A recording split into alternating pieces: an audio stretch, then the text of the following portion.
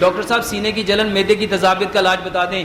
آج کل سینے کی جلن اور تذابیت کا بہترین علاج ہے لوکی کا رس استعمال کرو، اور اس نیت سے کرو کہ پیارے پیغمبر جناب محمد صلی اللہ علیہ وآلہ وسلم کی پسندیدہ سبزی کدو تھی۔ میرے بھائیو لوکی کدو کا رس نکالو، اگر لمبا کدو مل جائے تو بہت اچھا ہے۔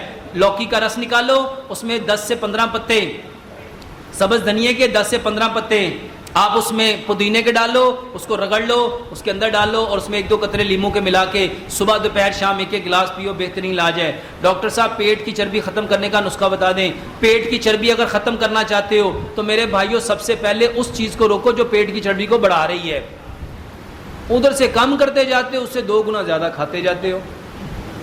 تو جو چیز چربی بڑھاتی ہے پہلے اس کو، جو چیز آپ کو تکلیف دیتی ہے پہلے اس کا علاج کرو۔ اور میرے بھائیوں جتنی چربی بڑھتی ہے اس کی سب سے بڑی وجہ رات کا کھانا، اور دوسری سب سے بڑی وجہ میرے بھائیوں وہ باتیں کرنا جس کی حقیقت نہیں ہے، وہ باتیں کرنا جو دوسرے سنیں تو اس کو برا لگے، وہ باتیں کرنا جو غیبت اور چگلی کہلاتی ہیں، وہ باتیں کرنا جو جھوٹ کہلاتا ہے، وہ باتیں کرنا جو حسد کہلاتا ہے، بغض کہلاتا ہے، کینہ کہلاتا ہے، اناد کہلاتا ہے۔ اور آج یہ بیماری تقریباً ماشاءاللہ سب میں پائی جاتی ہے۔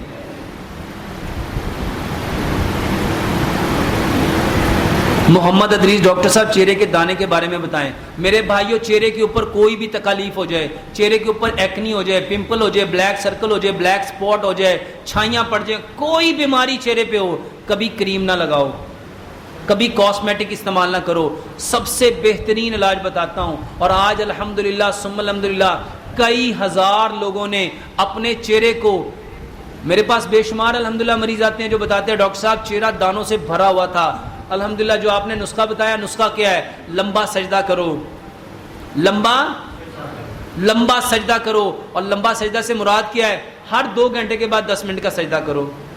دوسرے نمبر پہ کیلے سے اپنے دانت صاف کرو، کیلے سے دانت صاف کرو۔ صبح اٹھ کے کلی کیے بنا بسم اللہ پڑھ کے سورۃ فاتحہ پڑھ کے اپنا تھوک لو، اپنے چہرے کے اوپر لگاؤ، 11 مرتبہ لگاؤ۔ اور جب بھوک لگے اس وقت میرے بھائیوں اپنا تھوک چہرے کے اوپر لگاؤ، بسم اللہ پڑھ کے سورۃ فاتحہ پڑھ کے۔